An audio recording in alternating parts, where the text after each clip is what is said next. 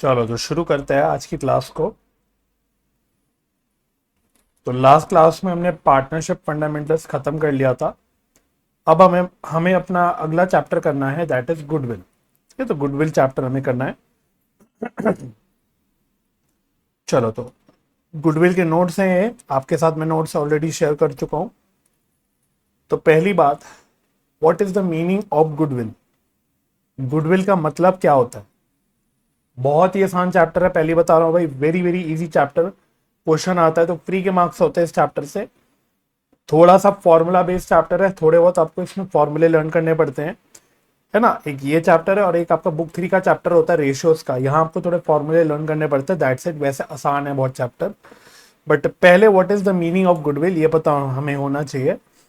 तो goodwill is the value of reputation of the firm in respect of profits expected in future over and above the normal profits।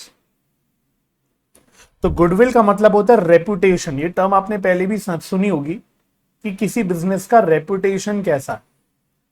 अगर किसी business का या किसी firm का अच्छा रेपुटेशन है, अच्छी रेपुटेशन है, तो उस केस में फिर जो फर्म है वो ज्यादा बेहतर प्रॉफिट्स कमा सकती है एज कंपेयर टू नॉर्मली जो प्रॉफिट्स कमाए जाते हैं हमारे सेम इंडस्ट्री में। जिस बिजनेस का गुडविल अच्छा है वो ज्यादा अच्छे प्रॉफिट्स कमा सकती है। तो ऐसी रेपुटेशन की जो वैल्यू होती है उसको गुडविल बोला जाता है। तो गुडविल बेसिकली शक्ति देती, ताकत देती किसी बिजनेस को ज्यादा बेहतर प्रॉफिट्स कमाने की। यहां ज्यादा बेहतर प्रॉफिट्स का मतलब ही क्या हो गया? Over and above the normal profits. अभी नॉर्मल प्रॉफिट्स का वैसा मतलब आगे आता है, बट नॉर्मल प्रॉफिट्स का मतलब कि जितना प्रॉफिट नॉर्मली सेम इंडस्ट्री में कमाया जा सकता है उससे ज्यादा प्रॉफिट्स हम कमा सकते हैं बिकॉज ऑफ आवर रेपुटेशन। इसी को बोला जाता है गुडविल। ठीक है ना। अच्छा, दूसरी बात, गुडविल एक इनटैंजिबल एसेट होता है। ये क्या है? आप रटते भी थे अपनी 11th क्लास में भी, जब आप इनटैंजिबल एसेट्स पढ़ते थे उसके आप एग्जाम्पल्स रटते थे, उसमें पहला एग्जाम्पल गुडविल होता था। तो गुडविल एक इनटैंजिबल एसेट होता है, यानी इसको ना ही देख सकते हैं, ना ही छू सकते हैं, ना ही इसकी कोई फिजिकल एग्जिस्टेंस होती है, बट फिर भी एक एसेट होता है। So it is an intangible asset which reflects value of reputation of firm. तो वही अपनी रेपुटेशन की वैल्यू को ये रिप्रेजेंट करता है। अच्छा, कभी कभी एमसीक्यू वगैरह में पूछ लिया जाता है, reason and assertion based questions में भी पूछ लिया जाता है कि गुडविल क्या एक फिक्टिशियस एसेट होता है? The answer is no, goodwill fictitious asset नहीं है, ये याद रखना। ठीक है, तो बहुत सारे बच्चों को क्योंकि लगता है कि गुडविल एक फिक्टिशियस यानी नकली एसेट है, ऐसा नहीं भाई। गुडविल एक जेन्युइन एसेट है, इंटेंजिबल एसेट होता है, वो एक फिक्टिशियस एसेट नहीं होता। अच्छा, कुछ फैक्टर्स, थ्योरेटिकल बातें हैं भाई पहले थोड़ी सी, कि देयर आर सम फैक्टर्स जो गुडविल की वैल्यू को इफेक्ट करते हैं। वो क्या क्या फैक्टर्स होते हैं? जैसे बिजनेस का नेचर, क्या आपके बिजनेस का नेचर क्या है, किस बिजनेस में आप हो, किस प्रोडक्ट वगैरह में आप डील करते हो, तो ये आपका गुडविल को इफेक्ट करता है। लोकेशन ऑफ बिजनेस, यानी आप बिजनेस कहां बैठ के करते हो। अगर आपकी दुकान है तो दुकान कहां लोकेटेड है। अगर अच्छी पॉश एरिया में लोकेटेड है या क्राउडेड एरिया में लोकेटेड है तो ज्यादा कस्टमर आपके पास आएंगे, तो आप ज्यादा प्रॉफिट कमा पाओगे।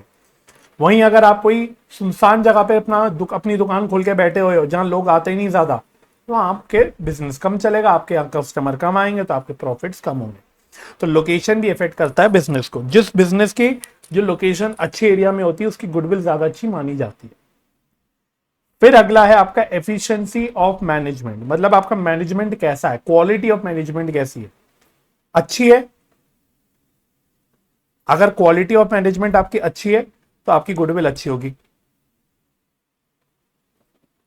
अब फिक्टिशियस एसेट इसलिए नहीं है क्योंकि फिक्टिशियस एसेट मतलब बेसिकली डिफर्ड रेवेन्यू एक्सपेंडिचर होते हैं जो हमें एसेट जैसे दिखते हैं बट वो होते नहीं है।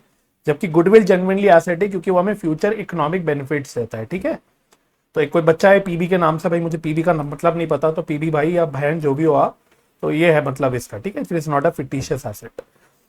अच्छा, इसके अलावा मार्केट सिचुएशन, मतलब आपकी इकोनॉमी कैसे चल रही है ना, या फिर आप किस तरह की मार्केट पे हो। आप इकोनॉमिक्स में मेरे ख्याल से पढ़ते होगे, माइक्रो इकोनॉमिक्स में अंदर आपने पढ़ा होगा टाइप्स ऑफ मार्केट, जैसे मोनोपोली कंडीशन, मोनोपोली मार्केट होता है या फिर अलग अलग टाइप्स ऑफ मार्केट होती है।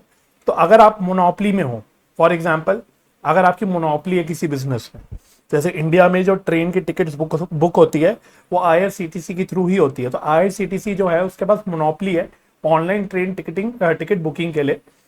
तो अगर आप मोनोपोली में हो, आप किसी बिजनेस में मोनोपोली होल्ड करते हो, मतलब आपके अलावा कोई नहीं है आपके बिजनेस के अंदर, सिमिलर बिजनेस के अंदर आपका कोई कंपटीशन नहीं है, तो उस केस में आपकी ऑफ कोर्स आप ज्यादा प्राइस चार्ज कर सकते हो, आप ज्यादा लेवल पे काम कर सकते हो, आपके पास ज्यादा कस्टमर अपने आप ही आ जाएंगे, तो आपकी गुडविल अच्छी होगी।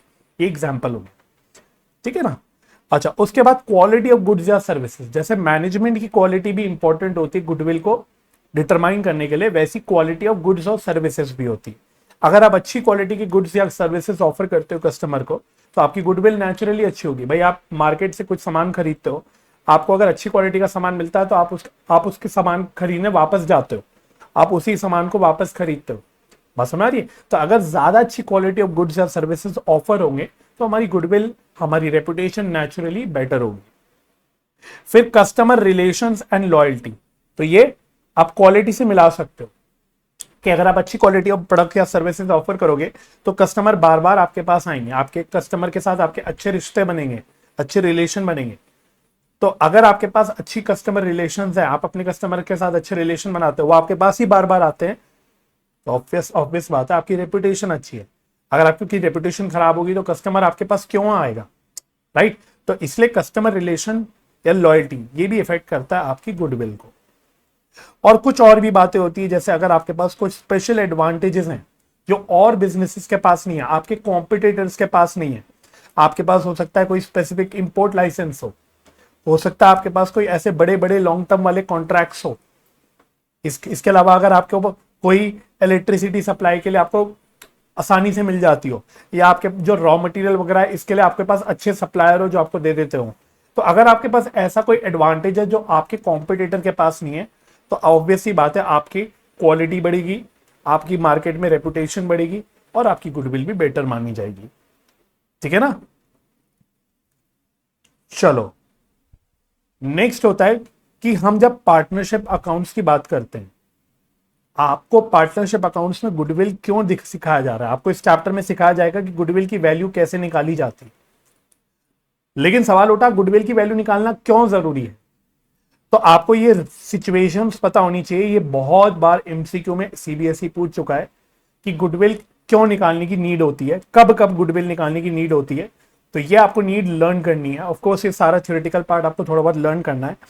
तो कब कब आपको गुडविल निकालने की जरूरत पड़ती है, जब आपका प्रॉफिट शेयरिंग रेशियो में चेंज होता है, या फिर जब कोई नया पार्टनर एडमिट होता है, या फिर कोई पार्टनर रिटायर होता है, या फिर कोई पार्टनर की डेथ होती है। तो देखो ये चार जो मैंने आपको बताए, ये तो आपके सेपरेट सिलेबस में सेपरेट चैप्टर के अंदर कवर्ड है, ये आपके सिलेबस में कवर्ड है ना। लेकिन अगले दो पार्ट है वो आपके सिलेबस में नहीं है। तो अगले दो पार्ट क्या है, dissolution of firm involving sale of business, कि अगर आप अपनी पार्टनरशिप को बेच रहे हो किसी और को तो भी गुडविल की जरूरत पड़ती है, आपको निकालने की जरूरत पड़ती है।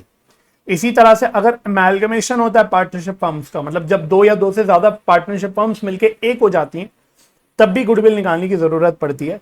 लेकिन ये आपके सिलेबस में नहीं है, ये आपको थ्योरेटिकली बस पता होना चाहिए कि भाई यहाँ पे गुडविल निकालने की जरूरत पड़ती है, लेकिन ऊपर के चार आपके सिलेबस में। तो इस चैप्टर में तो आप गुडविल निकालना सीखोगे, लेकिन आगे के इन चैप्टरों में आप फिर उस गुडविल को निकाल के उसका करना क्या होता है वो भी सीखोगे, ठीक है ना। बट आपको ये पता होना चाहिए, बेसिकली 6 सिचुएशंस यहां लिखी हुई हैं, ये आपको पता होनी चाहिए। तो एमसीक्यूज में ये क्वेश्चंस आते हैं, ठीक है ना भाई। अच्छा, इसके अलावा अगला है टाइप्स ऑफ गुडविल। ये भी थोड़ा सा इंपॉर्टेंट है आपके समझने के लिए। There are basically 2 types of goodwill.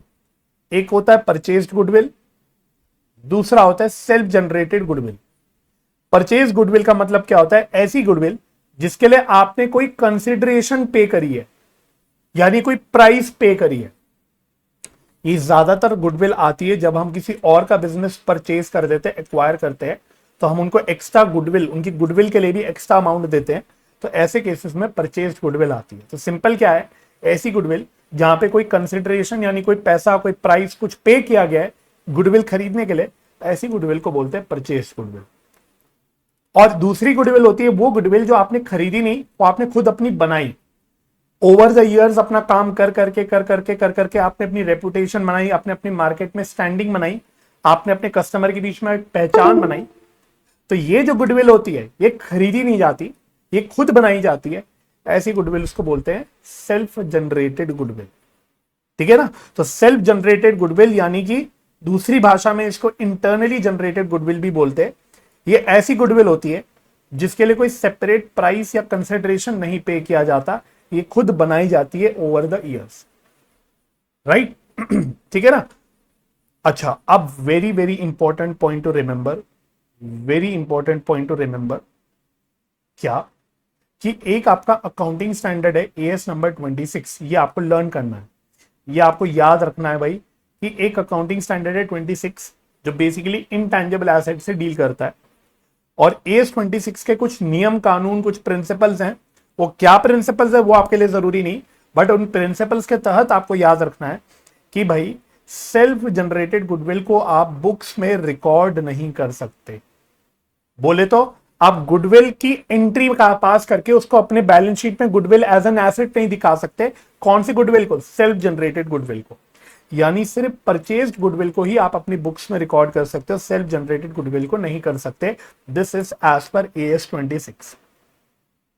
इसी वजह से बच्चों आपने थोड़ा बहुत स्कूल वगैरह में पढ़ा होगा, इन चैप्टरों के अंदर जो आप गुडविल की एडजस्टमेंट एंट्री करते हो वहां पे आप as such goodwill account use नहीं करते। आप गुडविल अकाउंट यूज नहीं करते, आप सीधा बेसिकली पार्टनर्स के कैपिटल के थ्रू एंट्री करते हो। क्यों? क्योंकि आप गुडविल को रिकॉर्ड नहीं कर सकते एएस 26 के तहत।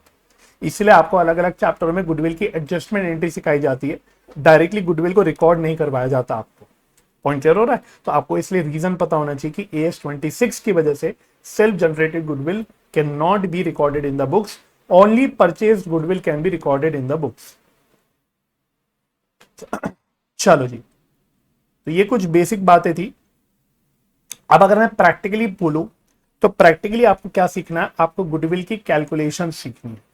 तो आज की क्लास के बाद आपको ये जो मैंने ऑलरेडी आपके साथ पीडीएफ शेयर कर रखा है, राइट, इस पीडीएफ में आपको नोट से ये गुडविल की वैल्यूएशन के बारे में पढ़ना है। बेसिकली सारी गुडविल की कैलकुलेशन से रिलेटेड आपके फॉर्मूले हैं, ये आपको फॉर्मूले लर्न करने हैं। बेसिकली यहाँ पे सारे फॉर्मूले हैं, इन फॉर्मूले को आपको लर्न करना है। आर लिख देता हूं, मतलब आपको रटना है।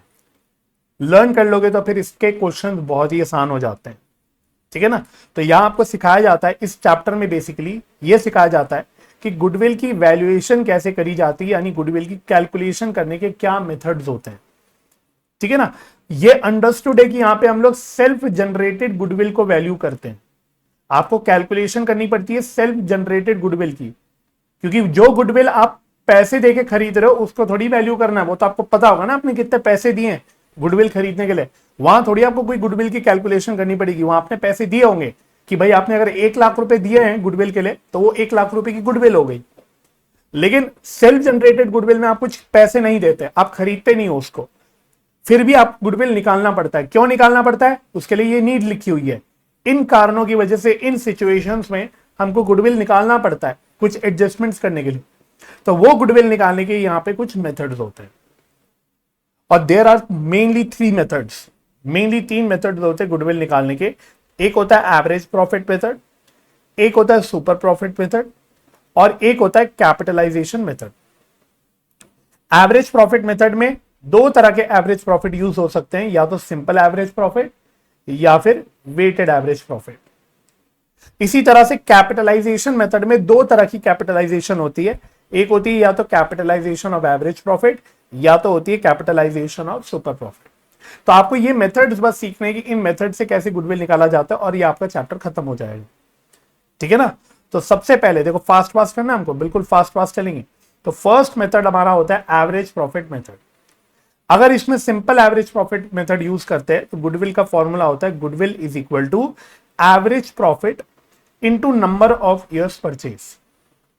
नंबर ऑफ ईयर्स परचेज जो होता है ये ऑलवेज आपको क्वेश्चन में गिवन होता है। ये क्वेश्चन में गिवन होता है, यहां पे आपको दिमाग नहीं लगाना होता है। एवरेज प्रॉफिट अलबत्ता आपको कैलकुलेट करना पड़ता है, वो क्वेश्चन की इंफॉर्मेशन के हिसाब से वो बता देता है कि भाई पिछले इतने सालों का एवरेज प्रॉफिट लेना है, उतने सालों का आपको एवरेज प्रॉफिट लेना होता है, और आपको फिर उसको मल्टीप्लाई करना होता है नंबर ऑफ ईयर्स परचेज से। तो आपका एवरेज प्रॉफिट मेथड के हिसाब से गुडविल निकल के आ जाता है। इसी तरह से दूसरा मेथड होता है weighted average profit method. Same formula है, बस यहां पे हम लोग सिंपल एवरेज प्रॉफिट यूज करने की जगह यहां पे हम लोग वेटेड एवरेज प्रॉफिट यूज कर लेते हैं। यहां पे हम लोग वेटेड एवरेज प्रॉफिट यूज करते हैं और उसको अगेन मल्टीप्लाई करते हैं with number of years purchase.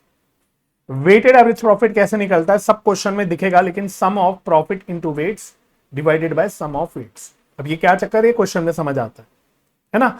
और बाकी थ्योरेटिकल पॉइंट है कि भाई वेटेड एवरेज कब सूटेबल माना जाता है, कब माना जाता है कि वेटेड एवरेज प्रॉफिट यूज करना चाहिए। तो this method is suitable when profit shows a trend, चाहे वो अपवर्ड ट्रेंड हो चाहे वो डाउनवर्ड ट्रेंड हो ओवर द ईयर्स। तो अगर आपके प्रॉफिट में आपको ट्रेंड दिख रहा है कि पिछले कई सालों से आपके प्रॉफिट्स इंक्रीज हो जा रहे हैं, बढ़े जा रहे हैं, हर साल आप प्रॉफिट्स आपके इंक्रीज होते हैं, हर साल आपके प्रॉफिट्स इंक्रीज होते रहते हैं, तो ये एक अपवर्ड ट्रेंड है।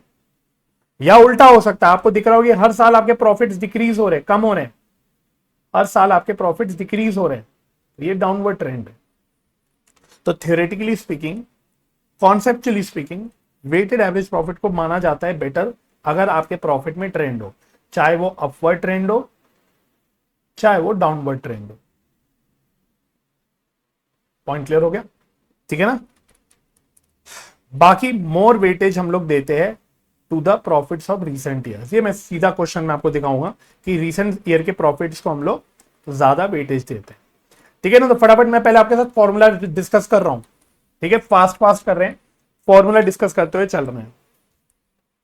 अब जब भी हमें एवरेज प्रॉफिट लेना है तो हमें पिछले कई सालों के प्रॉफिट लेने पड़ते हैं। जैसे क्वेश्चन बोलेगा, मानो पिछले 5 साल के एवरेज प्रॉफिट लेने आपको, पिछले 5 सालों के प्रॉफिट्स का बेसिकली एवरेज लेना, तो आपको लास्ट 5 ईयर्स के प्रॉफिट लेने पड़ेंगे हर साल के। मोस्टली तो हम वो प्रॉफिट एज इट इज ले सकते हैं, लेकिन कभी कभी उन प्रॉफिट्स में हमें कुछ हेरफेर करनी पड़ती है, कुछ एडजस्टमेंट्स करनी पड़ती है। कि मानो मेरे को 2017 का प्रॉफिट लेना है, मुझे पता है 2017 का प्रॉफिट 15,000 है, लेकिन मुझे कभी कभी इस 15,000 में कुछ प्लस माइनस करके नए प्रॉफिट्स की फिगर निकाल के वो लेनी पड़ती है जब मुझे एवरेज प्रॉफिट निकालना है। इसको हम बोलते हैं कैलकुलेशन ऑफ एडजस्टेड प्रॉफिट्स। बहुत सारे नाम है, इसको कैलकुलेशन ऑफ एडजस्टेड प्रॉफिट्स बोलते हैं, और ज्यादा कॉमनली इसको बोला जाता है फ्यूचर मेंटेनेबल प्रॉफिट्स। और भी नाम यहां लिखे हुए हैं, नॉर्मल बिजनेस प्रॉफिट्स भी लिखा हुआ है, इसको नॉर्मल बिजनेस प्रॉफिट्स भी बोलते हैं। यहां देख लो, इसको एडजस्टेड प्रॉफिट भी बोल सकते हो, नॉर्मल बिजनेस प्रॉफिट भी बोल सकते हो। ज्यादा पॉपुलरली इसको फ्यूचर मेंटेनेबल प्रॉफिट्स बोला जाता है, ठीक है ना।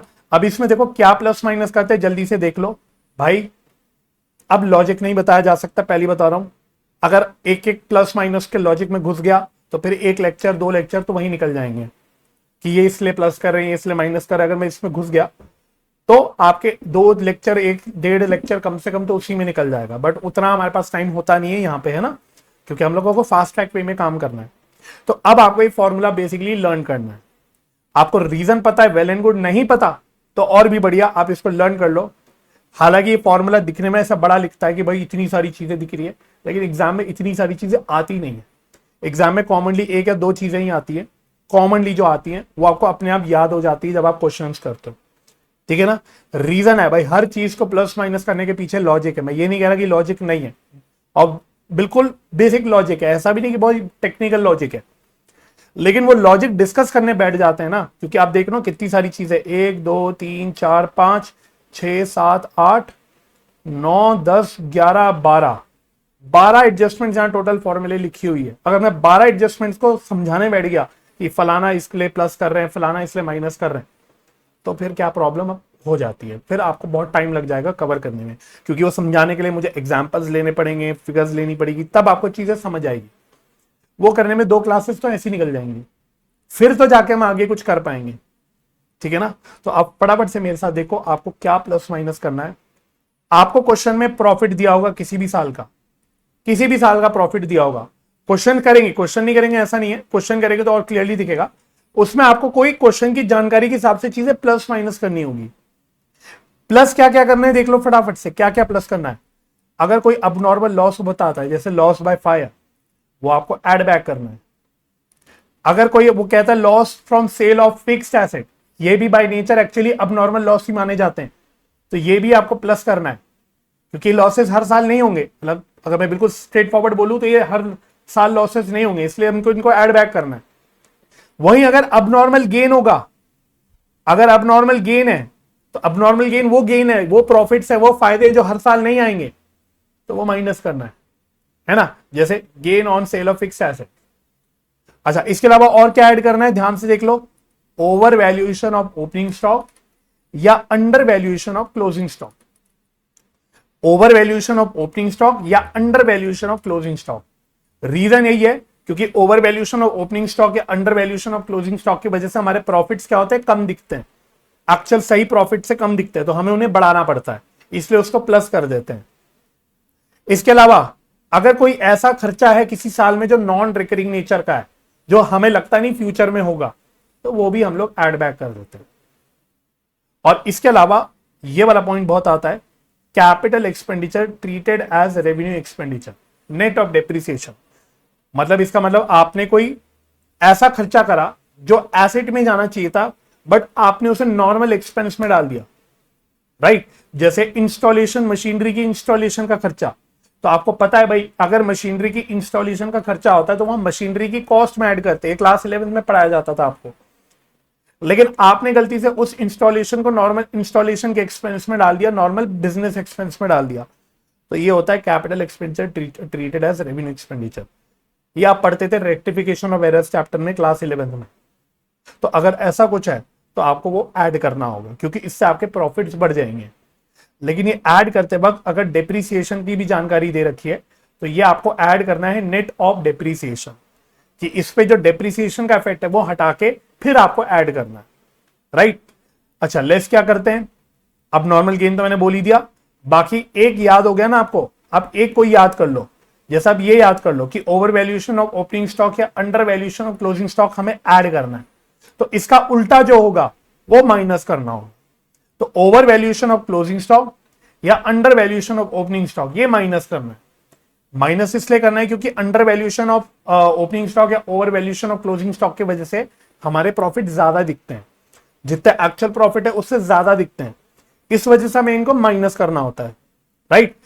इसके अलावा जैसे नॉन रिकरिंग एक्सपेंस हमने ऐड बैक किया था, अगर कोई नॉन रिकरिंग इनकम है, ऐसी इनकम जो इस साल में तो हुई लेकिन फ्यूचर में हमें नहीं लगता होगी, वो भी हमें माइनस करना है। ये वैसे ज्यादातर होती नहीं है ऐसे क्वेश्चन में। इसके अलावा एक आपको याद रखना है, income from non trade investment. अगर कोई नॉन ट्रेड इन्वेस्टमेंट से आपको इनकम आई है तो वो आपको माइनस करना है। अभी नॉन ट्रेड इन्वेस्टमेंट थोड़ी देर में आगे जाके आएगा, वहां पे देखेंगे। इसी तरह से अगर आपने एक याद रख लिया कि capital expenditure treated as revenue expenditure add करना है, तो इसका उल्टा revenue expenditure treated as capital expenditure ये माइनस करना है, उल्टा। अगेन ये भी नेट ऑफ डेप्रिसिएशन, जो भी डेप्रिसिएशन का इफेक्ट है, जो भी जानकारी वो देगा डेप्रिसिएशन की, उसका इफेक्ट हटाने के बाद आपको माइनस करना है, ठीक है।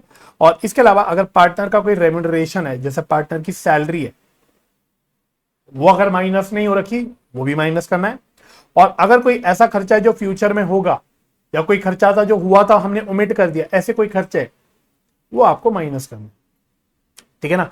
तो ये प्लस माइनस करने के बाद इतना आपका आंसर आ जाता है, एडजस्टेड प्रॉफिट या नॉर्मल बिजनेस प्रॉफिट या फ्यूचर मेंटेनेबल प्रॉफिट। इस तरह से हर साल आपको ये निकालना होता है।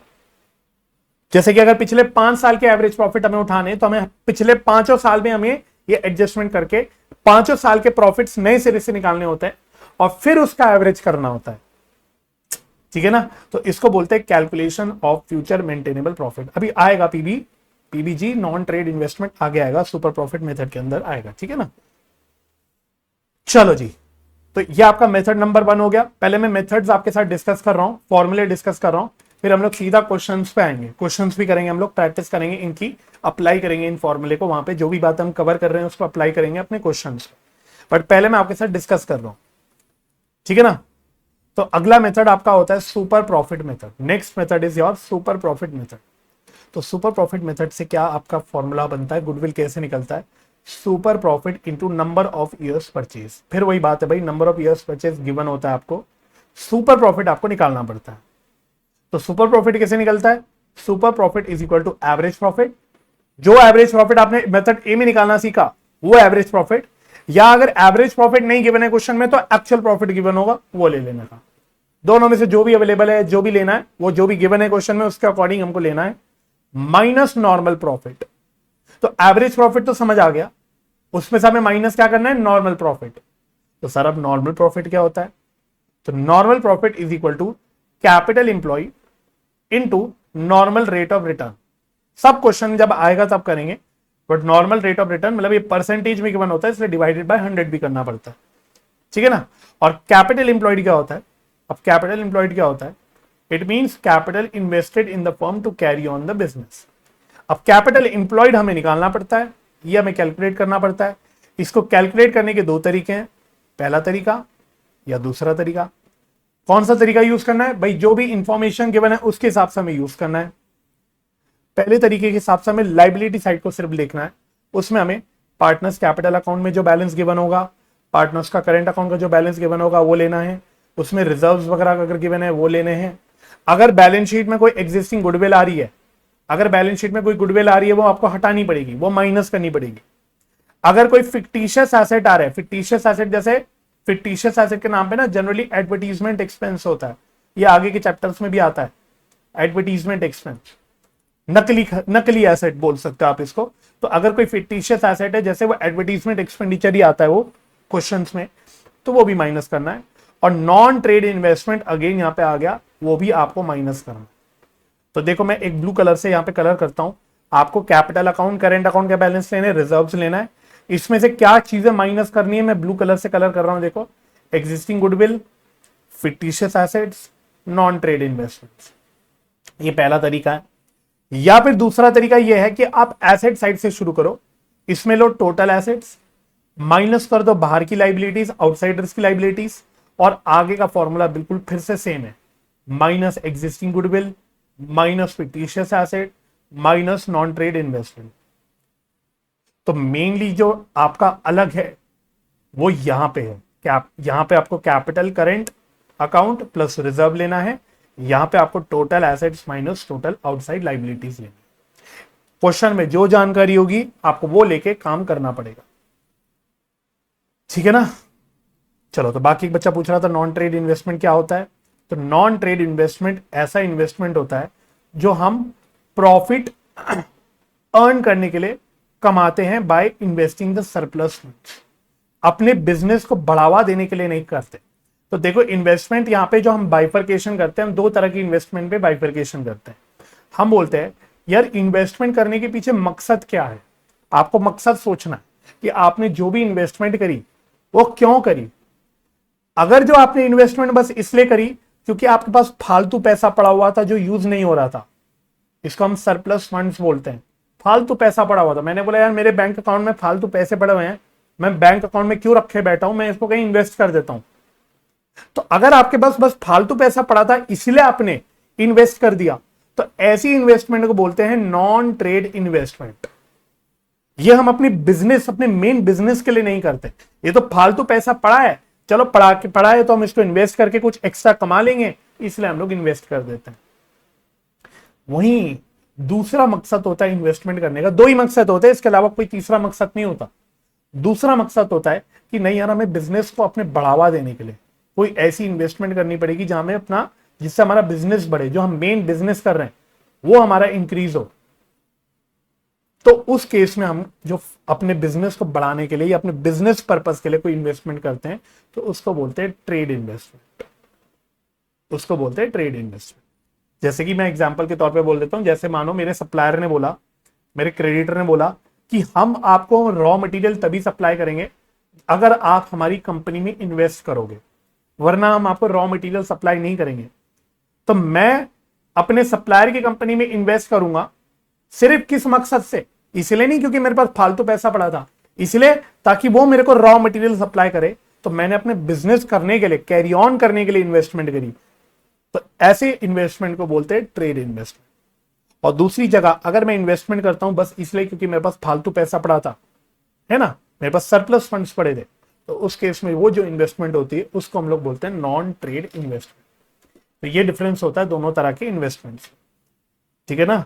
तो आई होप जो पीबी है, जो एक बच्चा पूछ रहा था कि सर नॉन ट्रेड इन्वेस्टमेंट क्या होता है, तो वो आपको समझ आ गया होगा। और इसी वजह से जब हम कैपिटल एम्प्लॉयड लेते हैं बच्चों, तो हमको नॉन ट्रेड इन्वेस्टमेंट माइनस करना होता है, क्योंकि वो जो इन्वेस्टमेंट हमारी कैपिटल का पार्ट बन रहा है वो हमारे मेन बिजनेस के लिए नहीं है। हमें तो सिर्फ देखना हमारा मेन बिजनेस के लिए क्या हमारा कैपिटल लगा हुआ है, जो कैपिटल मैंने अपना ऐसी फालतू पैसा लगा रखा है बस अपनी इन्वेस्टमेंट करने के लिए, वो मेरे बिजनेस के लिए नहीं लगा, इसलिए हम उसको अपने कैपिटल इंप्लॉयड में से हटा देते हैं। तो हमने बोला था कैपिटल इंप्लॉयड वो कैपिटल होता है जो इन्वेस्ट होती है to carry on the business. अगर आपके पास फालतू पैसा पड़ा था, आपने इन्वेस्ट कर दिया, तो वो आपने बिजनेस कैरी ऑन करने के लिए नहीं किया, इसीलिए हम लोग नॉन इन ट्रेड इन्वेस्टमेंट को माइनस करते हैं। पॉइंट क्लियर हो गया? ठीक है ना। और इसी रीजन से जब हमने यहां पे पढ़ा था, हमने यहां पे भी पढ़ा था कि income from non trade investment, जब नॉन ट्रेड इन्वेस्टमेंट आप अपनी कैपिटल इंप्लॉयड में नहीं ले रहे, तो कोरेस्पॉन्डिंगली उस पर अगर इनकम कमाया होगा वो आपको प्रॉफिट में नहीं लेना। तो non trade investment capital employed से भी हटेगी, और नॉन ट्रेड इन्वेस्टमेंट पे अगर कोई इनकम कमाए तो वो आपकी प्रॉफिट में से भी हटेगा। I hope the point is clear. ठीक है ना। अच्छा, बाकी कभी कभी क्वेश्चन बोलता है कि भाई कैपिटल इंप्लॉयड यूज करने की जगह एवरेज कैपिटल इंप्लॉयड यूज करो। तो सर एवरेज कैपिटल इंप्लॉयड तो बहुत आसान है, आप ओपनिंग कैपिटल इंप्लॉयड निकालोगे, आप क्लोजिंग कैपिटल इंप्लॉयड निकालोगे, डिवाइडेड बाय 2 कर दोगे, तो आपका एवरेज कैपिटल इंप्लॉयड निकल के आ जाए। ठीक है ना। तो सुपर प्रॉफिट मेथड ये है, बेसिकली फॉर्मूला तो स्ट्रेट फॉरवर्ड है, super profit into number of years purchase. सारी मेहनत है सुपर प्रॉफिट की कैलकुलेशन में, क्योंकि सुपर प्रॉफिट निकालने के लिए आपको नॉर्मल प्रॉफिट निकालना पड़ेगा, नॉर्मल प्रॉफिट निकालने के लिए आपको कैपिटल इंप्लॉयड निकालना पड़ेगा। हाँ, इसमें नॉर्मल रेट ऑफ रिटर्न जो है ये आपको ऑलरेडी गिवन होगा, ये नहीं निकालना पड़ेगा, this will be given again. सब कुछ आपको नहीं निकालना, कुछ कुछ चीजें क्वेश्चन में गिवन होगी, बट आपको कैपिटल इंप्लॉयड निकालना पड़ सकता है ना। तो कैपिटल इंप्लॉयड आप निकाल लोगे, उसको यूज करके आप नॉर्मल प्रॉफिट निकाल लोगे, उसको यूज करके आप सुपर प्रॉफिट निकाल लोगे, और उसको यूज करके आप गुडविल निकाल लोगे। तो ये आपका बन जाता है सुपर प्रॉफिट मेथड। ठीक है ना। बाकी वही है भाई, अब यहां पे है सुपर प्रॉफिट निकालने के लिए हमें एवरेज प्रॉफिट लेना है। तो एवरेज प्रॉफिट निकालने के लिए जो ये मेहनत यहां पे करनी पड़ती है आपको, जो फ्यूचर मेंटेनेबल प्रॉफिट निकालना पड़ता है, ये हो सकता है आपको करनी पड़े।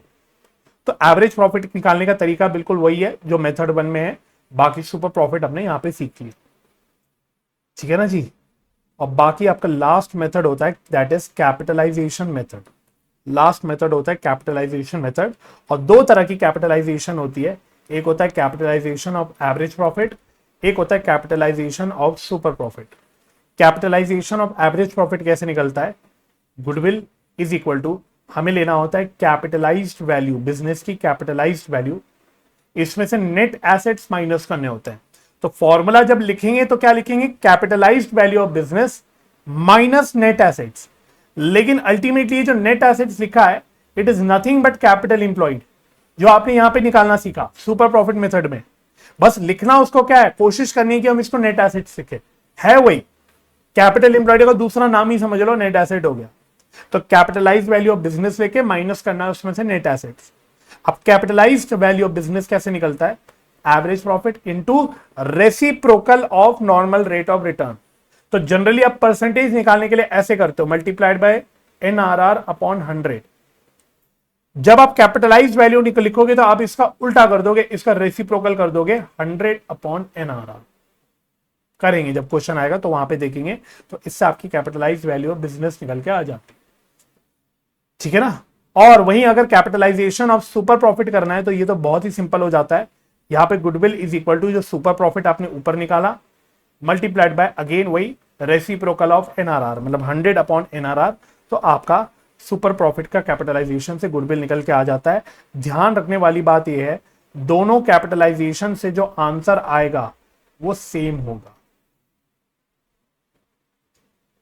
ये प्रूव भी करूंगा मैं आपको जब हम करेंगे क्वेश्चंस बुक के, है ना। तो वहां प्रूव हो जाएगा आपको कि भाई चाहे कैपिटलाइजेशन ऑफ एवरेज प्रॉफिट से आप गुडविल कैलकुलेट करो, चाहे कैपिटलाइजेशन ऑफ सुपर प्रॉफिट से गुडविल कैलकुलेट करो, दोनों से आपकी गुडविल के जो अमाउंट आएंगे वो सेम आएंगे। ठीक है, दैट्स इट। कॉन्सेप्ट इतना ही, कॉन्सेप्ट इतना ही। तो क्या सर हम क्वेश्चन कर सकते हैं? चलो जी, क्या हम क्वेश्चन कर सकते हैं? चलो, तो क्वेश्चन की पीडीएफ्स भी मैं आपके साथ भाई शेयर कर चुका हूं। तो आओ क्वेश्चन पे आना है हमको। तो ये रही मेरी क्वेश्चन की पीडीएफ, इसी से हम लोग क्वेश्चन करेंगे। तो जो जो सारे इंपॉर्टेंट क्वेश्चंस जो इंपॉर्टेंट है या जो आपके प्रैक्टिस के लिए जरूरी है, वो सारे क्वेश्चंस हम लोग यहाँ फास्ट वे में करेंगे, है ना। तो जितना हो सके आज हमें इस चैप्टर को खत्म ही करना है, ऑल्दो मुझे लगता नहीं पूरा हो पाएगा फिर भी, लेकिन जितना हो सके हमको आज निपटाना है इस चैप्टर को। तो we will start with question number 2। We will start with question number 2। तो रीड करो मेरे साथ क्वेश्चन क्या कहता है। बिल्कुल बेसिक क्वेश्चन से स्टार्ट कर रहा हूं। Profits for the 5 years ending 31 March are as follows. तो 5 साल का प्रॉफिट दे रखा है, 2019 का ये रहा, 2020 का ये रहा, 2021 का ये रहा, 2022 का ये रहा और 2023 का ये रहा। आपको गुडविल कैलकुलेट करनी है on the basis of 4 years purchase of 5 years average profit. पिछले 5 साल का एवरेज प्रॉफिट लेना है और फिर 4 साल 4 years number of years purchase लेके आपको गुडविल निकालनी है। तो देखो कैसे होगा आपका। क्वेश्चन नंबर 2 से स्टार्ट कर रहे हैं। तो हमने बोला goodwill is equal to average profit into, short में अभी बोल देते नंबर ऑफ ईयर्स परचेज, लेकिन भाई कोई भी शॉर्ट फॉर्म जो हम लोग क्लासेस में यूज कर लेते हैं, याद रखना एग्जाम में नहीं यूज करना भाई। हो सकता है आपके हाफ मार्क डिडक्ट हो जाए। बहुत पॉसिबिलिटी है कि अगर आप बहुत ज्यादा शॉर्ट फॉर्म्स यूज करोगे अपने आंसर्स में तो आपके मार्क्स डिडक्ट हो सकते हैं। तो भाई हम क्लासेस में अपना टाइम बचाने के लिए, जल्दी काम करने के लिए, ज्यादा से ज्यादा चीजें करने के लिए शॉर्ट फॉर्म्स यूज कर लेते हैं, लेकिन एग्जाम में ऐसा नहीं करना, ठीक है ना। तो यहां अगर जैसे मैंने NYP लिख दिया, आप एग्जाम में पूरा ही लिखोगे नंबर ऑफ ईयर्स परचेज, ठीक है जी। तो एवरेज प्रॉफिट मुझे निकालना पड़ेगा multiplied by number of years purchase, उसने बोल रखा है 4 साल 4 years, मल्टीप्लाई करके मेरा आंसर आ जाएगा। अब एवरेज प्रॉफिट कैसे निकलेगा, मैं शॉर्ट में AP लिख रहा हूं अभी के लिए। तो total of all the 5 profits, तो 5 साल का प्रॉफिट टोटल करो, 4 लाख, 398, 450, 445 एंड 5 लाख। 5 साल के प्रॉफिट्स का टोटल करो। तो 4 lakh plus 3,98,000 plus 4,50,000 plus 4,45,000 plus 5 lakh. तो ये 5 साल के मैंने प्रॉफिट का टोटल ले लिया।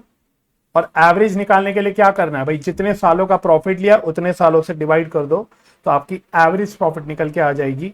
तो बस इसको आप सॉल्व कर लो। तो कितना आ रहा है ये, इसको सॉल्व कर लेते हैं।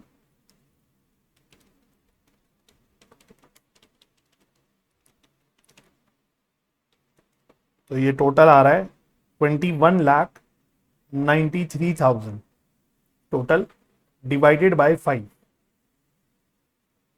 Divided by 5। तो इसका आंसर आ गया 438,600, 438,600। ये मेरा एवरेज प्रॉफिट निकल के आ गया। बस इसको ऊपर फॉर्मूले में पुट कर देना है, 438,600। तो मल्टीप्लाइड बाय 4 करेंगे तो हमारी गुडविल की वैल्यू निकल के आ जाएगी, कितनी आ रही है, 17,54,400, 17,54,400। आंसर मिलाते आप चलते रहना भाई, वो आपका काम है। 17,54,400,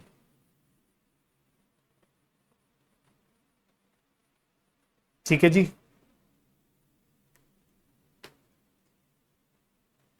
चलो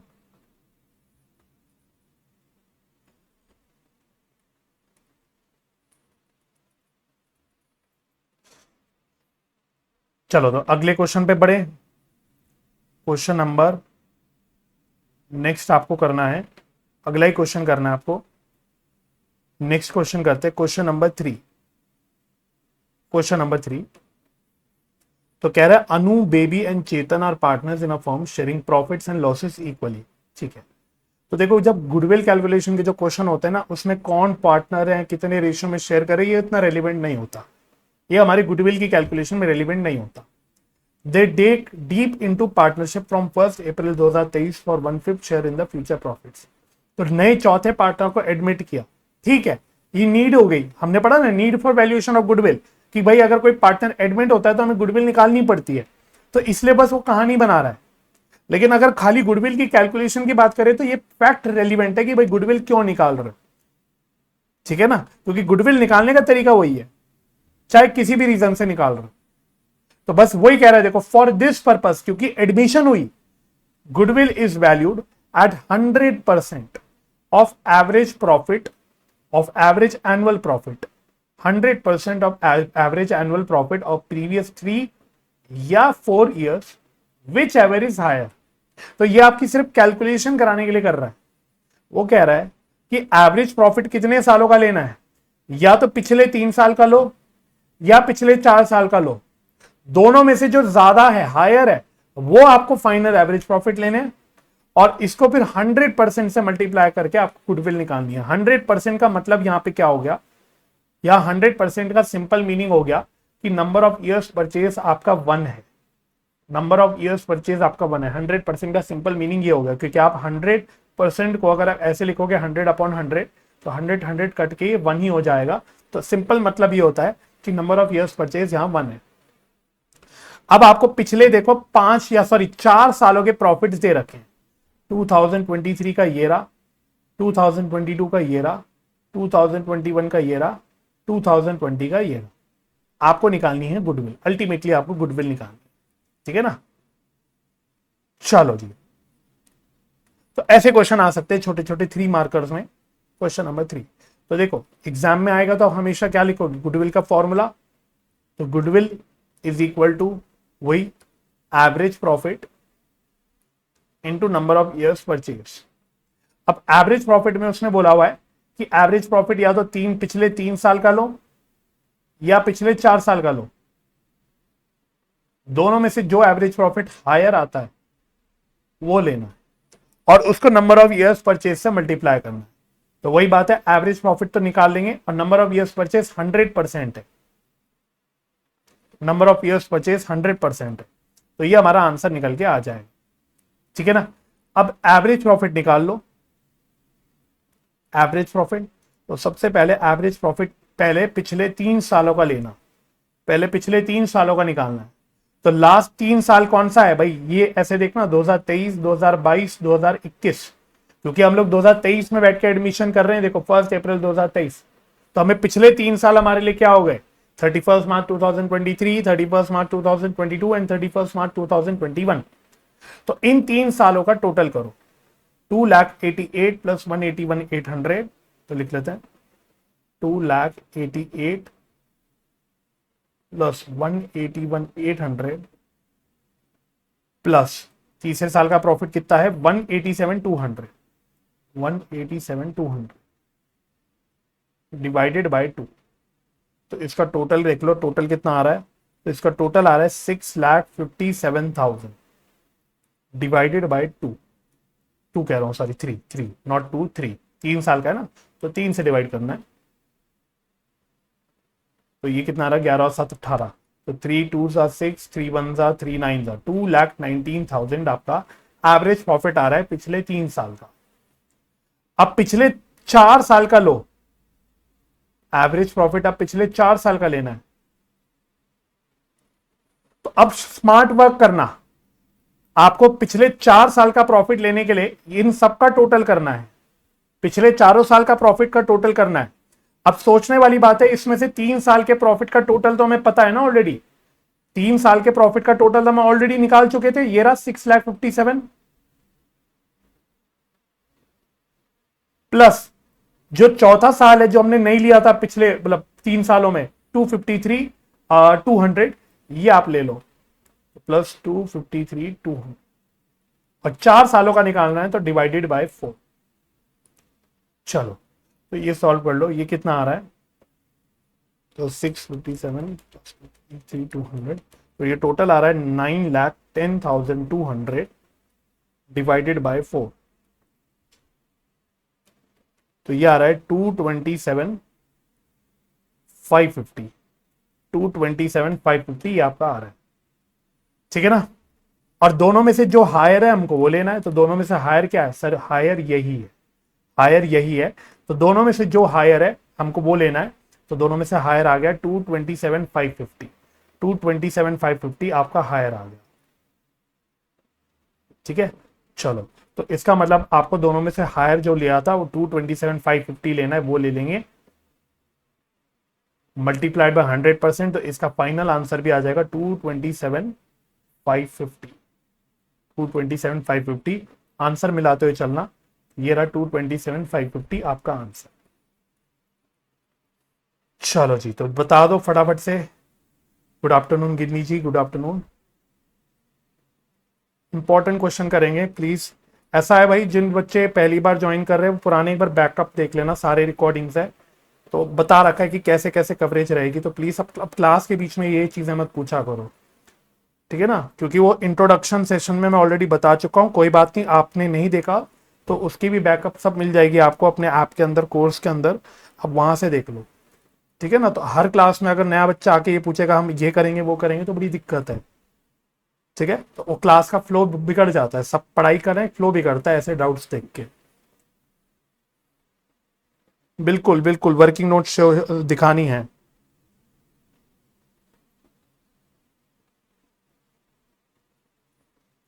ठीक है आरुषि, वर्किंग नोट्स बिल्कुल दिखानी है। तो वर्किंग नोट्स के मार्क्स होते हैं, ठीक है। तो मार्किंग स्कीम होती है ना, तो आप जो भी कैलकुलेशंस करते हो चाहे वर्किंग नोट में चाहे कहीं पे भी, मार्किंग स्कीम में हर उसकी मार्क्स होते हैं।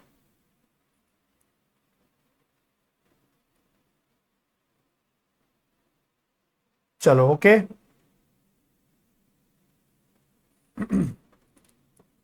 आओ जी, अगला question, question number 6। Question number 6, sorry की बात नहीं, कोई बात नहीं, सॉरी वाली कोई बात नहीं है भाई। सॉरी बोलोगे तो कैसे चलेगा, है ना।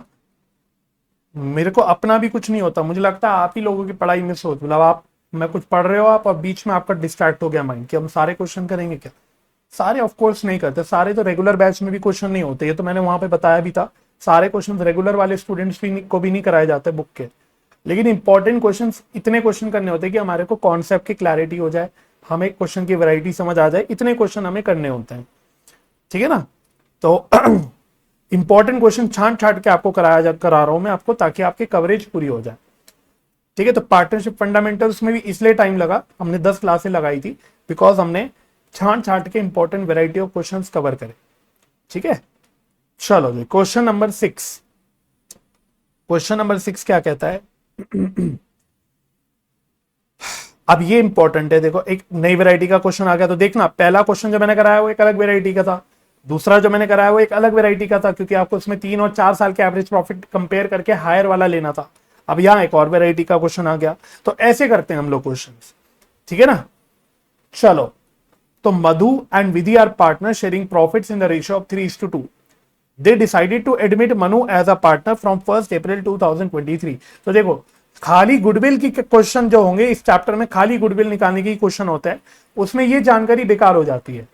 वो सिर्फ कहानी है कि भाई इतने पार्टनर हैं इसलिए इतना उनका रेशियो है, ये पार्टनर को फलाना पार्टनर को एडमिट करा इसलिए हम लोग गुडविल निकाल रहे हैं। इसके बाद Manu will be given 2/5 share of profit, ये भी इररिलेवेंट है, ये भी अभी हमारे पास यहां पे किसी काम का नहीं है। हमारे काम की जानकारी यहां से शुरू हो जाती है, क्योंकि हमें तो सिर्फ यहां पे गुडविल निकालना है। तो यहां से वो बता रहे कि गुडविल कैसे निकालना है। तो कहते हैं goodwill of the firm will be valued at 2 years purchase of 3 years normal average profit। Normal word से कंफ्यूज हो जाते हैं बच्चे, बेसिकली एवरेज प्रॉफिट की बात कर रहा है। नॉर्मल एवरेज प्रॉफिट का मतलब यहां पे फ्यूचर मेंटेनेबल प्रॉफिट की बात कर रहा है, जो फॉर्मूले में मैंने आपको सिखाया था। तो पिछले 3 साल के एवरेज प्रॉफिट का 2 years परचेज आपको लेना है गुडविल के लिए, और पिछले 3 साल के प्रॉफिट आपको दे रखे हैं 2023, 2022, 2021। अब यहां पे ध्यान से देखना, 2023 में बोला उसने प्रॉफिट है 30,000 के, लेकिन ये है after debiting loss of stock by fire. एक लॉस बाय फायर हुआ 40,000 का, तो sir this is what is known as abnormal loss, क्योंकि हर साल थोड़ी ना आग लगेगी भाई, है ना। ये एक one of the event, rare event है कि भाई चलो आग लगी तो लॉस हो गया। इसी तरह से लॉस ₹80,000 2022 का बता रहा है, लॉस ₹80,000। फिर कहता है includes voluntary retirement compensation paid 1,10,000। हमने कुछ इंप्लॉइज को 1,10,000 कुछ एक्स्ट्रा फालतू दिया वॉलेंट्री रिटायरमेंट के लिए। ये भी एक वन ऑफ इवेंट होता है, हर साल वॉलेंट्री रिटायर नहीं होते इंप्लॉइज, है ना। तो ये अब नॉर्मल लॉस होता है, ये भी अब नॉर्मल लॉस। बेसिकली ये नॉन रिकरिंग खर्चे, आप इसको अब नॉर्मल लॉस बोलने की जगह आप इसको नॉन रिकरिंग एक्सपेंस भी बोल सकते हो। चलो इसको एक काम करो, इसको अब नॉर्मल लॉस ना बोल के इसको नॉन रिकरिंग एक्सपेंस बोल दो, तो भी काम चल जाएगा, क्योंकि हर साल नहीं होगा ये नॉन रिकरिंग एक्सपेंस हो गया। और 2023 में कहता है प्रॉफिट है 1,10,000 का, इसमें गेन है of 30,000 on sale of fixed asset, ये आपका हो गया अब नॉर्मल गेन, ये हो गया आपका अब नॉर्मल गेन। बस आपको गुडविल निकालनी है, तो आ जाओ जी फटाफट से मेरे साथ साथ। तो गुडविल इज इक्वल टू, बार बार फॉर्मूले लिखने हैं हमको, average profit into number of years purchase. Average profit अभी निकालना है, लेकिन नंबर ऑफ ईयर्स परचेज हमें पता है 2 है, तो मेरा गुडविल यहां पे निकल के आ जाएगा।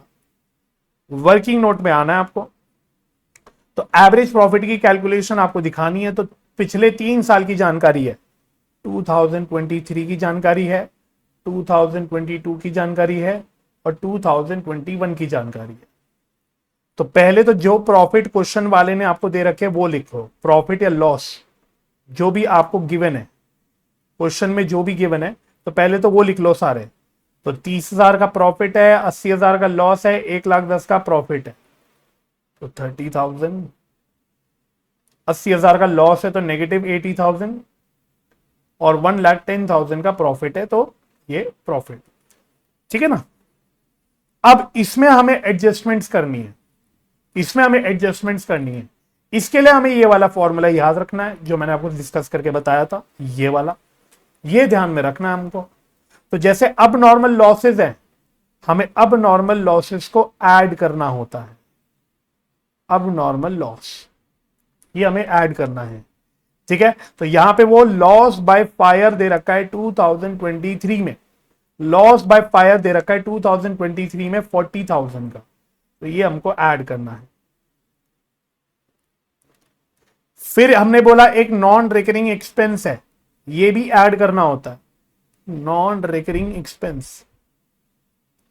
यहां पे वॉलेंट्री रिटायरमेंट पेमेंट है, मैं लिख देता हूं ब्रैकेट में, voluntary retirement payment, voluntary retirement payment है। तो वो 2022 में बता रखा था कि हमने 1,10,000 की वॉलेंट्री रिटायरमेंट पेमेंट कर रखी है, तो 1,10,000।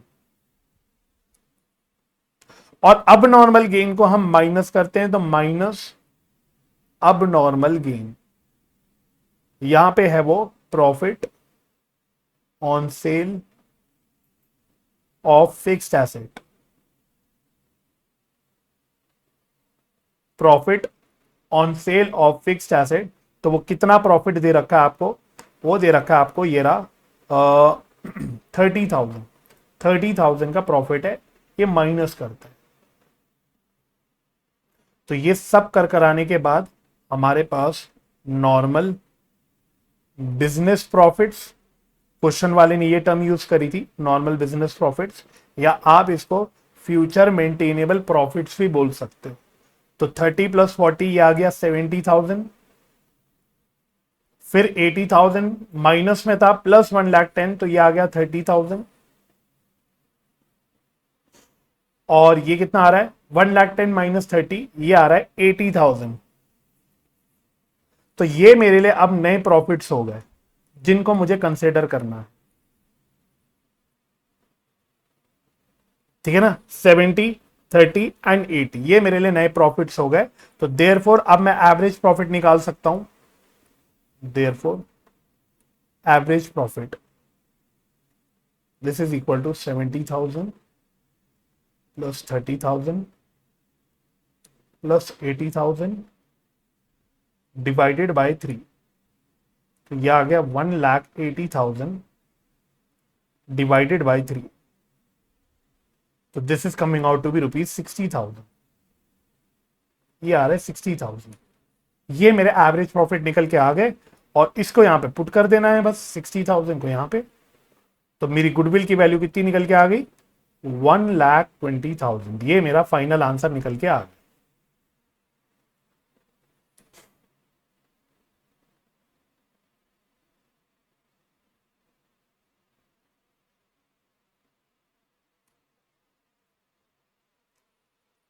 चलो जी डन।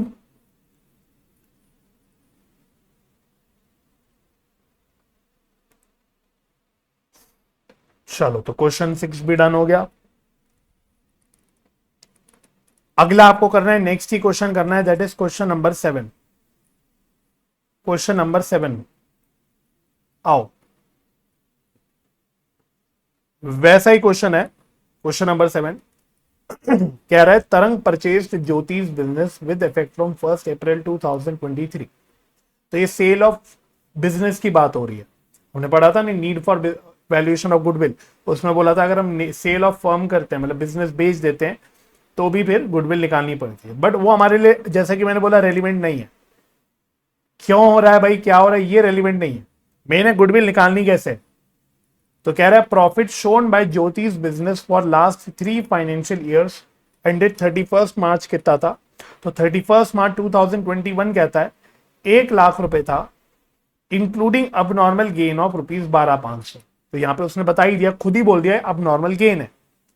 2022 में कहता है 1,25,000 के प्रॉफिट थे आफ्टर चार्जिंग अब नॉर्मल लॉस ऑफ ₹25,000।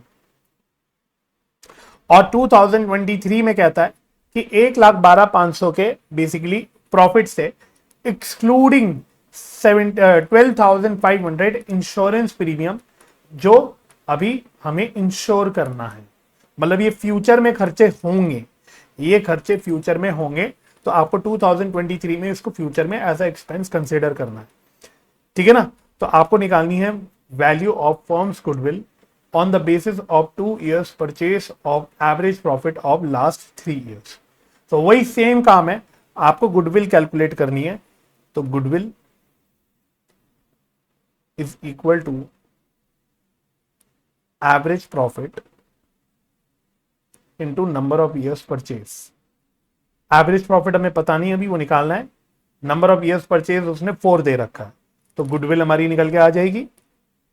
चलो तो वर्किंग नोट, वर्किंग नोट, तो फिर वैसा ही काम आपको करना है।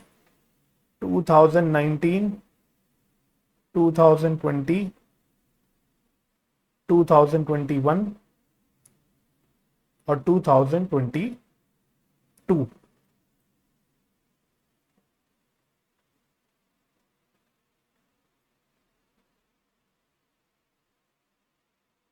एक मिनट, सॉरी, ईयर्स गलत लिख दिए, सॉरी, नहीं ईयर्स गलत लिख दिए, थोड़ा सा ईयर्स सही से लिखते हैं।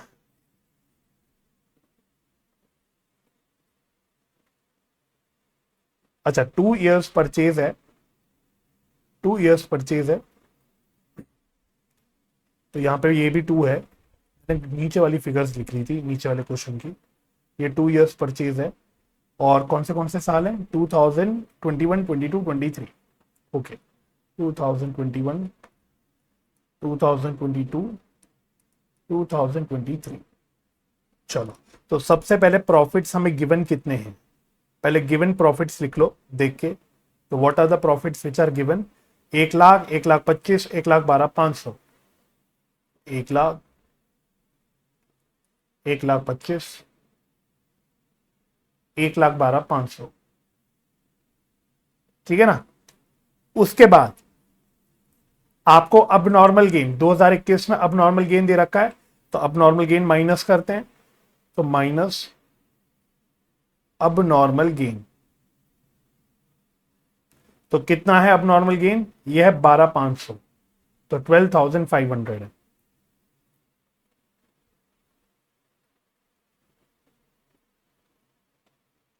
उसके बाद अगले साल में अब नॉर्मल लॉस है, वो हम ऐड करते हैं, तो प्लस अब नॉर्मल लॉस। तो 2022 के अंदर उसने अब नॉर्मल लॉस बता रखा है 25,000 का, ये प्लस करते हैं। और 2023 में उसने एक खर्चा बता रखा है, फ्यूचर रिकरिंग एक्सपेंस। तो उसने बोला कि भाई बेसिकली क्या है कि 12,500 का इंश्योरेंस प्रीमियम हमने पे करना चाहिए था, हमने नहीं पे करा, तो वो हमने बेसिकली ले लिया। आप इसको ओमिशन भी मान सकते हो, it is as good as omission, कि हमें एक खर्चा पे करना चाहिए था 2023 में, वो हमने नहीं पे करा, वो अब पे कर देंगे, तो वो 12,500 का आपका इंश्योरेंस है, तो ये भी माइनस हो जाएगा 12,500। ठीक है ना। बस तो यहां पे आपके वही फ्यूचर मेंटेनेबल प्रॉफिट्स आ गए। तो ये आ रहा है 70, नहीं 87,500 आ रहा है, शायद चेक कर लेना, 87,500 आ रहा है। ये 1 लाख आ रहा है और ये आ रहा है 1 लाख। तो देयरफॉर एवरेज प्रॉफिट कितने आ गए पिछले 3 साल के, is equal to 87,500 plus 1 lakh plus 1 lakh divided by 3 साल के लेने हैं तो डिवाइडेड बाय 3। तो 287,500 डिवाइडेड बाय 287, हाँ 500 है, ठीक है, 3 डिवाइड बाय 3 तो 10 और ये 12 और ये 22। तो ये कितना आ रहा है तो ये अप्रोक्सीमेटली आ रहा है 95,833, 95,833 आ रहा है। तो इसको यहां पे पुट कर दो 95,833। तो 95,833 मल्टीप्लाइड बाय 2, तो ये आ रहा है 1,91,666। ठीक है ना, तो चेक कर लेना।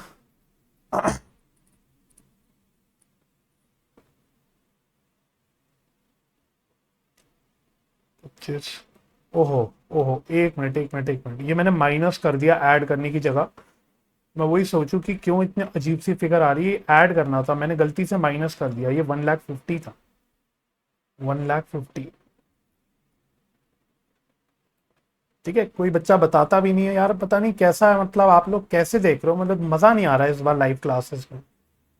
पिछली बार बच्चे इतने ताकत रहती थी बच्चों में ना, मुझसे ज्यादा एनर्जी रहती थी बच्चों में। आप लोग तो बस क्या पता नहीं, पहले तो क्लासेस में आते नहीं हो और आते हो तो कोई इंटरेक्शन ही नहीं करते हो। एक बच्चे ने भी नहीं बताया कि सर आपने प्लस करने की जगह गलती से माइनस कर दिया। फायदा क्या पे लाइव क्लासेस का, ऐसे लाइव क्लासेस का तो कोई फायदा नहीं है ना फिर। ये तो फिर आप बाद में रिकॉर्डिंग में भी देख ही सकते थे। थोड़ा यार इंटरेक्ट करा करो यार। तो ये गुडविल आ रही है 2,25,000 की। एक बच्चे ने भी चैट में नहीं लिखा।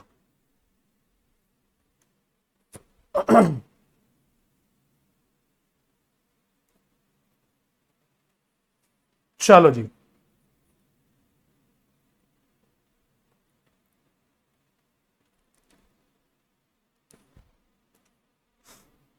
तो बड़े आगे भाई, बढ़ी जाते हैं।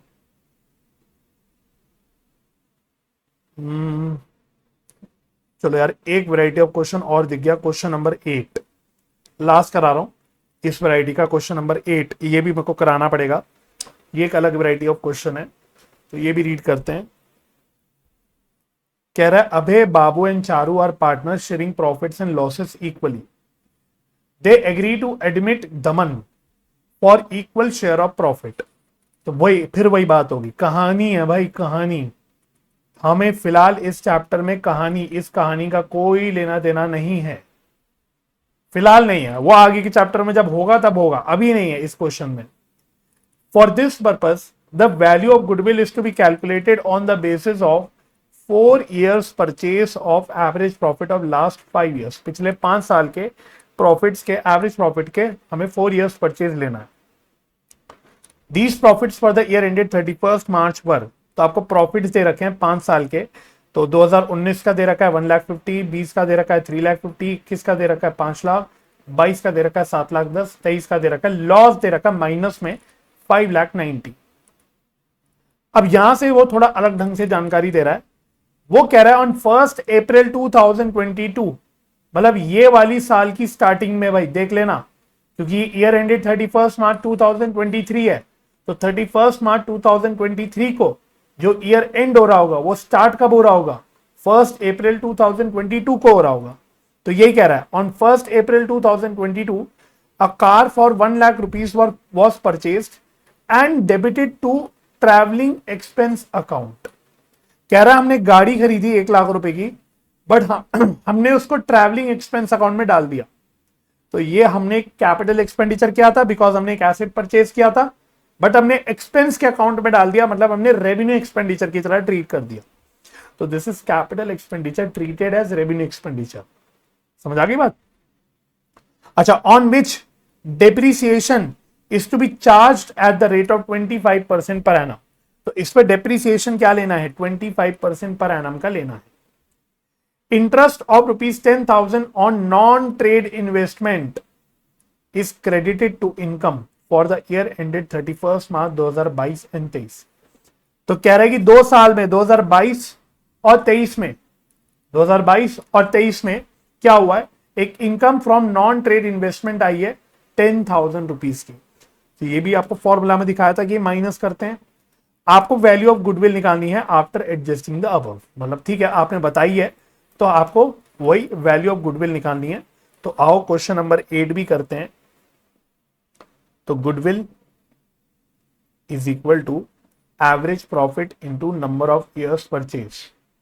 एवरेज प्रॉफिट अभी निकालना है और इस क्वेश्चन में नंबर ऑफ ईयर्स परचेज कितना बता रखा है? 4 ईयर्स, है ना, 4 ईयर्स। तो गुडविल मेरी निकल के आ जाएगी। वर्किंग नोट में हमें प्रॉफिट्स की कैलकुलेशन करनी है। तो 2019, 2020, 2021, 2022, 2023। तो पहले जो प्रॉफिट्स गिवन है वो लिख लो, प्रॉफिट्स गिवन। तो क्वेश्चन वाले ने जो प्रॉफिट्स दे रखे वो लिख लो, 1,50,000, 3,50,000, 5,00,000, 7,10,000 एंड 5,90,000 का लॉस। चलो, तो 1,50,000, 3,50,000, 5,00,000, 7,10,000 और ये आ गया 5,90,000। 5,90,000 था ना ये? हाँ सर, लॉस में था तो माइनस लिख रहा हूं 5,90,000। दो एडजस्टमेंट दे रखी है। एक तो उसने बोल रखा है कि एक हमने कैपिटल एक्सपेंडिचर को ट्रीट कर रखा है एज रेवेन्यू एक्सपेंडिचर। तो फॉर्मूला में देख लेना, इसको हम ऐड करते हैं, इसको हम ऐड करते हैं। कौन से साल में ऐड करेंगे? जैसे कि मैंने बोला 2023 में। तो जो ईयर एंडेड 31 मार्च 2023 का है उसमें हमने 1,00,000 रुपए की गाड़ी खरीदी थी, बट हमने ट्रैवलिंग एक्सपेंस अकाउंट में डाल दिया था। तो अब हम इसको यहां पे ऐड कर देंगे 1,00,000 रुपीज। ठीक है ना? और माइनस क्या करना है? हमने बोला था नेट ऑफ डेप्रीसिएशन, तो इसका डेप्रीसिएशन इफेक्ट हमें माइनस कर देना है। Depreciation on above, on above, depreciation on above. तो डेप्रीसिएशन ऑन अबव ये माइनस करना है। तो डेप्रीसिएशन का रेट उसने 25% बोला था, तो 1,00,000 रुपीज का 25% निकालोगे तो 25,000 आएगा। तो सीधी बात है, इसका मतलब हम ये कह रहे हैं कि भाई अगर गाड़ी, अगर हमने एसेट में डेबिट किया होता, अगर हमने एसेट में डेबिट किया होता ये खर्चा, तो जाहिर सी बात है उस एसेट पे हम डेप्रीसिएशन भी लगाते। तो पहले मैंने एसेट पे लेके आया और बोला कि अच्छा अब इस पे डेप्रीसिएशन लगता तो माइनस भी हो जाता 25,000 से। तो इसलिए हम लोग नेट ऑफ डेप्रीसिएशन इफेक्ट लेते हैं। तो यही बात हमने नोट्स में मैंने देखी भी थी कि भाई चाहे capital expenditure treated as revenue expenditure हो, चाहे revenue expenditure treated as capital expenditure हो, ये आपको नेट ऑफ डेप्रीसिएशन लेना होता है। This you have to take net of depreciation. ठीक है ना? तो ये हो गया। और इसके अलावा एक income from non trade investment थी, वो भी माइनस होता है। तो income from non trade investment, income from non trade investment, तो कितनी इनकम है वो? 10,000 रुपीज की है, 10,000। तो ये भी माइनस कर दो। कौन से साल में थी? ये भी 2023 में थी शायद, ये भी यहीं पे माइनस होगी 10,000। मतलब बाकी कोई सालों में मैंने ऐसे बनाया तो था, लेकिन बाकी कोई सालों में कोई एडजस्टमेंट है ही नहीं। यहाँ डैश डैश डैश डाल देते हैं ताकि खाली खाली ना दिखे, बस काम खत्म हो गया। तो आपके फाइनल प्रॉफिट्स निकल के आ गए। इन्हीं को हम बोल देते हैं नॉर्मल बिजनेस प्रॉफिट्स या फ्यूचर मेंटेनेबल प्रॉफिट्स। तो देखो यहाँ पे नो चेंज 1,50,000 रहा, ये यहाँ पे नो चेंज, ये 3,50,000 रहा, यहां पे भी नो चेंज, ये 5,00,000 रहा, और ये कितना हो गया? ये हो गया 7,10,000। ये आ गए मेरे नॉर्मल बिजनेस प्रॉफिट्स। अब इस पे एवरेज प्रॉफिट निकाल लो, तो now average profit is equal to 1,50,000 plus 3,50,000 plus 5,00,000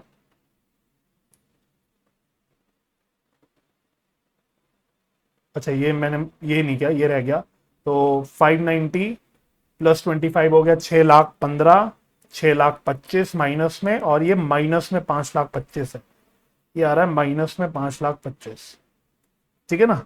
तो plus 7,10,000 minus 5,25,000 whole thing divided by 5 साल के एवरेज प्रॉफिट लेने हैं।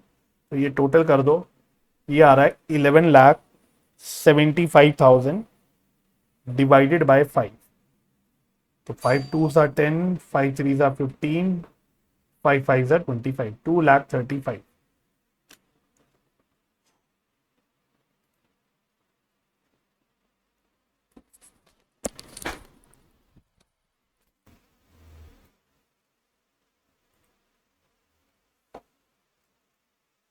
चलो, तो ये 2,35,000 आ गया, एवरेज प्रॉफिट 2,35,000 आ गया। इसको यहां पे पुट कर लेते हैं, 2,35,000, तो 2,35,000 इंटू 4, तो गुडविल आ गई मेरी 9,40,000।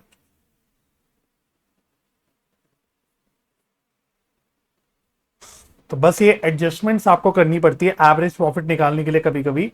तो वो अगर जानकारी गिवन होगी क्वेश्चन में, तो देखो मैंने बोला था कि फॉर्मूला देखने में नोट्स में ऐसा लग रहा था बहुत बड़ा है, फॉर्मूला देखने में नोट्स में लग रहा था बड़ा है, लेकिन एक्चुअली क्वेश्चन में इतने सारे नहीं आती चीजें कि भाई इतना बड़ा फॉर्मूला आपको लगाना पड़ रहा है, इतनी सारी चीजें प्लस, इतनी सारी चीजें माइनस, ऐसा नहीं होता। आती कुछ कुछ चीजें, बट आपको पता होना चाहिए कि कौन सी चीज को कैसे डील करना है, ठीक है ना। तो डन हो गया ये क्वेश्चन, जल्दी से लिख लो भाई चैट्स में, तो मैं आगे भी बढ़ूंगा।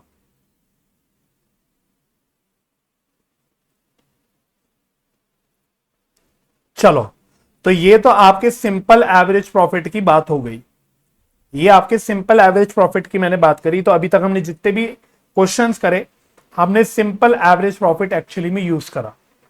अब जरा आपको मुझे वेटेड एवरेज प्रॉफिट भी निकालना सिखाना है, तो आ जाओ भाई क्वेश्चन नंबर 12 पे, क्वेश्चन नंबर जरा 12 पे आएंगे हम लोग। चलो जी, एक क्वेश्चन करेंगे, ये question number 12।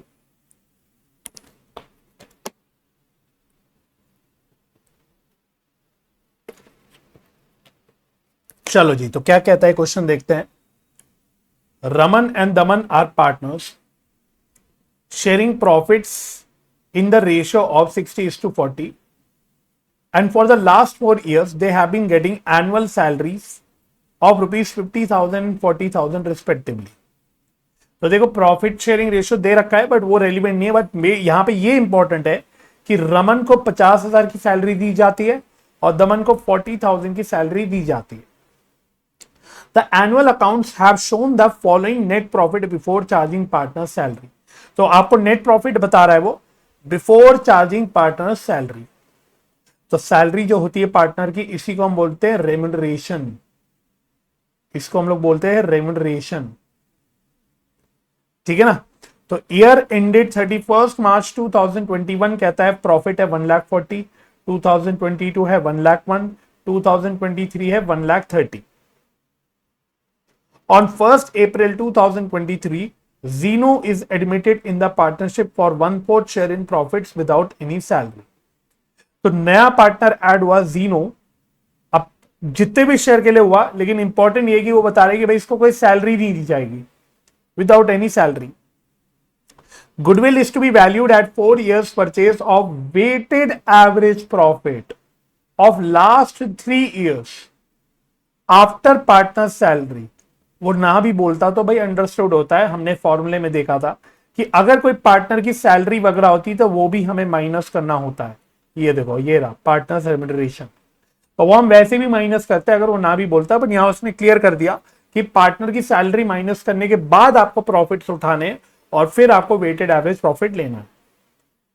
profits to be weighted as 1, 2 and 3, the greatest weight being given to the last year. Latest साल को ज्यादा वेट देना है, पुराने साल को सबसे कम वेट देना है, आपको गुडविल की वैल्यू कैलकुलेट करनी है। चलो जी, तो वेटेड एवरेज प्रॉफिट तो चलो निकल जाएगा, उसमें कोई दिक्कत की बात नहीं है। मेन है आपको नॉर्मल बिजनेस प्रॉफिट निकालने हैं, राइट। तो पहले फॉर्मूला लिख देते हैं, जैसे आप अभी तक करते आ रहे हो मेरे साथ साथ। तो गुडविल इज इक्वल टू, अब हमें बोलना है weighted average profit, weighted average profit into number of years purchase. Weighted average profit मुझे निकालना है, नंबर ऑफ इयर्स परचेज कितना बोला था उसने, किधर गया किधर गया किधर गया,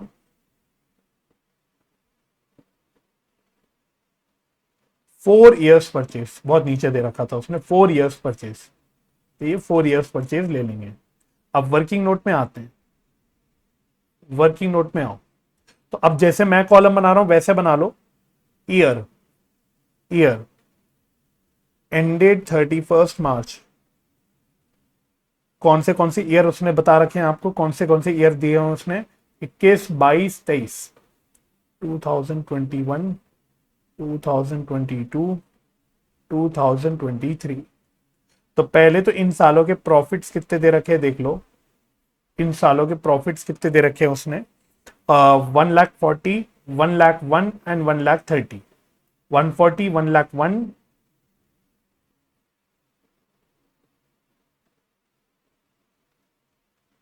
और है आपका 1,00,000 कितना था, 1,30,000। तो ये प्रॉफिट्स तो उसने दे रखे हैं 1,30,000, ठीक है ना। अब हमें एवरेज प्रॉफिट लेने के लिए क्या निकालना होता है, हमें नॉर्मल बिजनेस प्रॉफिट यानी फ्यूचर मेंटेनेबल प्रॉफिट निकालना होता है, और उसमें वही हमें कुछ प्लस माइनस करना होता है। इसमें सिर्फ उसने पार्टनर्स की सैलरी दे रखी है, उसने पार्टनर्स की सैलरी दे रखी है, वो हम लोग माइनस कर देंगे सही प्रॉफिट निकालने के लिए। और वो उसने खुद बोल भी दिया था कि पार्टनर सैलरी माइनस करनी है।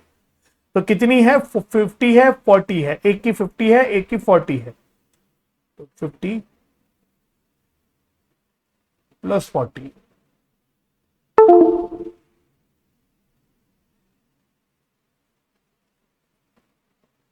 तो टोटल सैलरी आ गई 90,000 की, 90, 90, 90। तो अब आपके सही फ्यूचर मेंटेनेबल प्रॉफिट्स आ गए। कितने आ गए, ये कितने बच गए, माइनस करना है, ये बेसिकली माइनस कर दो। तो ये माइनस करने के बाद कितने प्रॉफिट्स आपके बच गए, ये बच गए 50,000 के, ये बच गए 11,000 के, ये बच गए कितने 40,000 के, ये बच गए 40,000 के, ठीक है ना। तो ये तो हो गए आपके फ्यूचर मेंटेनेबल प्रॉफिट्स। अब वेटेड एवरेज प्रॉफिट निकालने के लिए आपको इनको मल्टीप्लाई करना होता है इनके वेट से, इनके वेट से।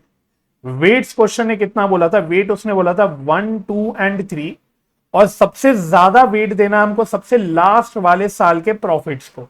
तो सबसे लास्ट वाला लेटेस्ट ईयर का प्रॉफिट कौन सा है सर, सबसे लेटेस्ट ईयर का प्रॉफिट कौन सा है, 2023 का है सबसे लेटेस्ट ईयर। तो अकॉर्डिंगली देखो वो कह रहा है कि सबसे ज्यादा वेट्स हमको देने लेटेस्ट ईयर के प्रॉफिट्स को। तो देखो वेट हो जाएगा 1, 2, 3, सबसे पुराने साल के प्रॉफिट को सबसे कम वेट, फिर सेकंड वेट, फिर लेटेस्ट वाले जो ईयर के प्रॉफिट है उसको मैंने सबसे ज्यादा वेट दिया, दैट इज 3, और इसको कर देना है मल्टीप्लाई। तो मल्टीप्लाई करके जो आपके पास आंसर आता है इसको बोलते हैं वेटेड प्रॉफिट, इसको बोलते हैं वेटेड प्रॉफिट। तो वेटेड प्रॉफिट कितने आ गए, मल्टीप्लाई करके देख लो कितना बच रहा है। ये आ गया 50,000, ये आ गया 22,000, ये आ गया 1,20,000। फिर आपको इनका टोटल निकाल लेना है, तो इनका टोटल कितना आ रहा है 1,92,000, और साथ ही आपने जो ये वेट्स लिए इनका भी टोटल ले लेना है, तो टोटल आ रहा है वेट 6, ठीक है ना। तो नॉर्मल बिजनेस प्रॉफिट लिए, उसको वेट से मल्टीप्लाई करके हमने क्या निकाल लिया, वेटेड प्रॉफिट निकाल लिया, वेटेड प्रॉफिट का टोटल कर लिया, और जो 1 2 3 ये वेट्स लिए थे इनका भी टोटल ले लिया। अब आपको निकालना होता है weighted average profit. So now we calculate the weighted average profit. तो this is equal to total of weighted profits divided by total of weights. ठीक है ना। तो देखो टोटल ऑफ वेटेड प्रॉफिट्स कितना है, ये रहा 1,92,000 और टोटल ऑफ वेट्स कितना है 6 है। तो 1,92,000 डिवाइडेड बाय 6, तो ये आ रहा है 32,000, ये आ रहा है 32,000। तो ये आ जाता है आपका वेटेड प्रॉफिट। ठीक है ना। तो ये वेटेड एवरेज प्रॉफिट आ जाता है और इसको यहां पे पुट कर देते हैं 32,000, तो आपका वेटेड एवरेज प्रॉफिट भी आ जाता है। तो ये आ रहा है 4 2 8 4 3 12, तो ये आ रहा है 1,28,000, 1,28,000।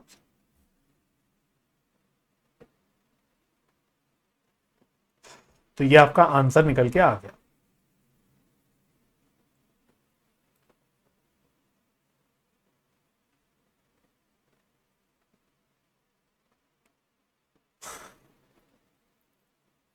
ठीक है जी।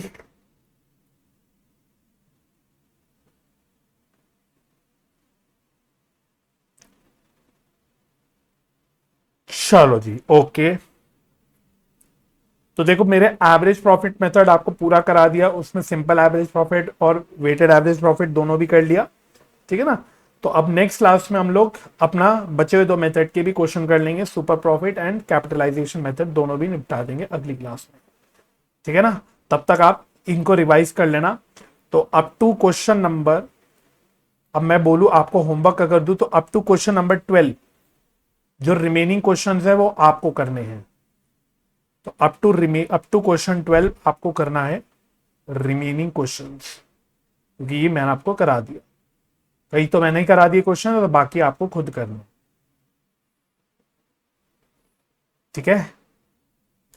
चलो जी, चलो।